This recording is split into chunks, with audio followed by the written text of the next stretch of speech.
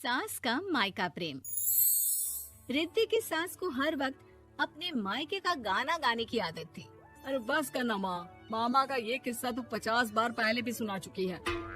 अरे हाँ, तो क्यों ना बताऊं। तेरे चाचा तो उस वक्त हाथ झाड़ कर खड़े हो गए थे। तब मामा ही था तेरा जो आगे आया और मदद की। देखो अब ठीक है ना, जो हो गया सो हो गया। क्यों एक बात को हमेशा गाती रहती हो। अब तो बहू घर आ गई है, उसे तो सबको मान कर चलना है ना, कि सिर्फ सास का मायका ही समझेगी वो।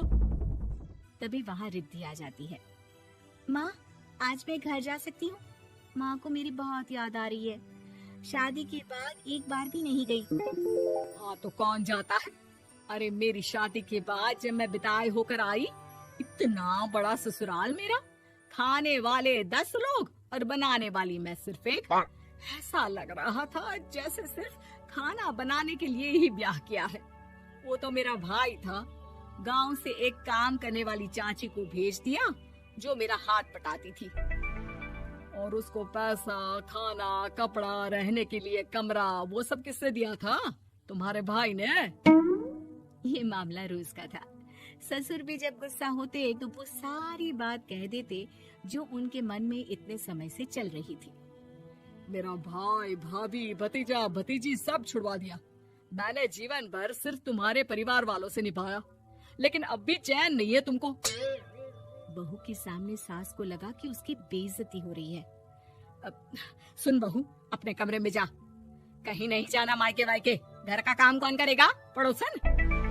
बहू समझ जाती है मामला गर्म चल रहा है। कमरे में जाने में ही भलाई है।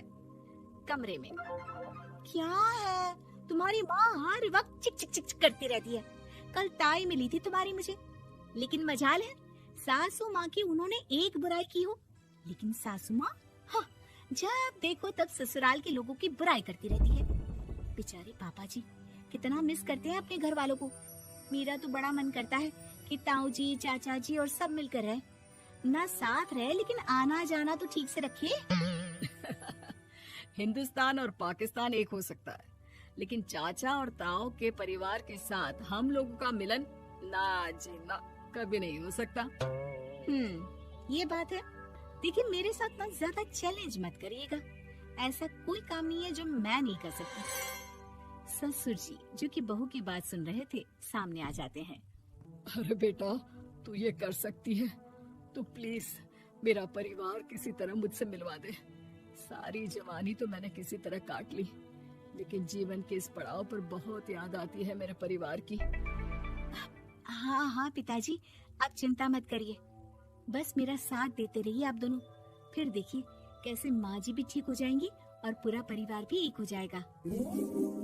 थोड़ी देर बाद बहू सामान लेकर घर से निकल रही होती है कि मना किया था ना तुझे मायके जाने के लिए, फिर क्यों जा रही है? बहू कुछ कहती इससे पहले ही बेटा बोलने लगता है। क्या है माँ, वो घर जा रही है। वैसे भी उसके माता पिता ने मुझे 10 लाख दिए तब जाकर मेरा काम शुरू हो पाया, वरना तूने मेरे लिए किया क्या है? अरे वाह बेटा, बचपन से पढ़ाया लिखाया, तेरे दुख दर्द में जगी, और आज वो लोग तुझे सही लग रहे हैं। और फिर ससुराल में लड़की खुश रहे, ये तो मायके वालों की जीवन भर की जिम्मेदारी रहती है। तो ये तुमको भी तो सोचना था ना। ताऊ जी ने पापा को पढ़ाया लिखाया, जब तुम नहीं आई थी तो पापा के लिए ताई जी ने पापा की माँ की तरह देखभाल की। अब बोलिए। अरे तू कुछ नहीं जानता बेटा, तेरे पापा को सब पता है, तभी वो उन लोगों से वास्ता नहीं रखते। मैं उन लोगों को जानता हूँ, लेकिन मैं तुम्हें नहीं जानता कि तुम्हारे मन के लायक काम नहीं हुआ तो तुम घर की शांति बर्बाद कर दोगी। सास जोर जोर से चिल्लाने लगती है। तभी वहाँ सास का भाई आ जाता है। अरे क्यों आप लोग मेरी बहन को परेशान करते रहते हैं? पहले ये जीजा कम थे, जब बहू भी आ गई। बहन, मैंने तो 30 साल पहले ही बोला था, अपना हिस्सा ले और छोड़ इन लोगों को, चल अपने साथ। बहू समझ जाती है कि मामा ससुर की नजर किस पर है। देखा, तुम लोग मुझे अकेला मत समझना, मेरा भाई खड़ा है आज भी मेरे लिए। बहू मायके जाती है और आते वक्त साथ में एक नौकरानी ले आती है। अरे बहू, कुछ खाने को दे दे। अरे आंटी, क्यों भाभी को परेशान करती रहती हो? उनके भाई ने मुझे जिम्मेदारी दी है। किसी भी चीज की परेशानी नहीं होनी चाहिए भाभी को। जो चाहिए मुझे बोलने का। आय हाय, बहू के मायके वालों का इतना दखल। ये मेरा घर है, कोई कल का आए इसे पूरा कैप्चर कर ले, ये बर्दाश्त नहीं होगा मुझसे। क्या हो गया सासू माँ? क्यों सुबह सुबह चिल्ला रही हैं? चमेली, ओ चमेली, क्या कहा था मेरे भाई ने तुझे? अरे दीदी बहुत तेज है आपकी सासू माँ। मैंने तो बोला कुछ चाहिए तो मांग लो मुझसे। अरे निकल यहाँ से, घर को रेलवे स्टेशन बना रखा है, जो देखो वो घुमा जा रहा है यहाँ से वहाँ। ये कहीं नहीं जाएगी। ये जाएगी तो घर का काम कौन करेगा? मैं। हाँ, और क्या करती है बहुएं?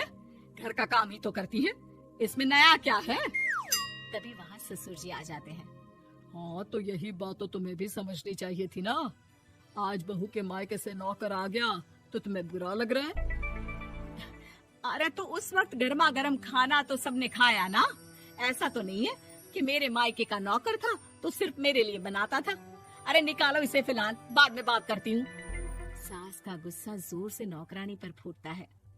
तभी वहाँ बेटा सामान के साथ आकर खड़ा हो जाता है।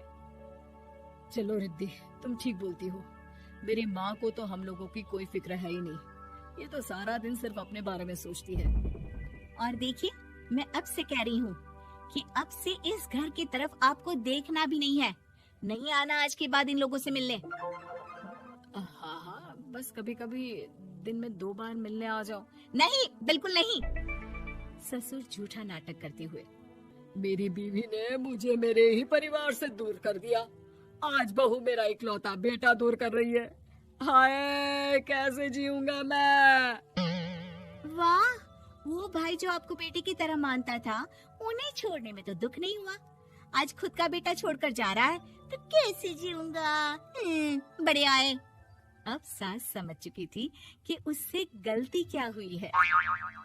मुझे माफ कर दे बहू, अब मेरी समझ में आ गया कि अपनों से दूर कर बीवियां पति का भला नहीं बल्कि उन्हें जीवन में अकेला कर रही है।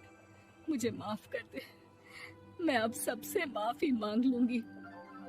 ससुर जी दूर से बहू को थम्स अप दिखाते हैं।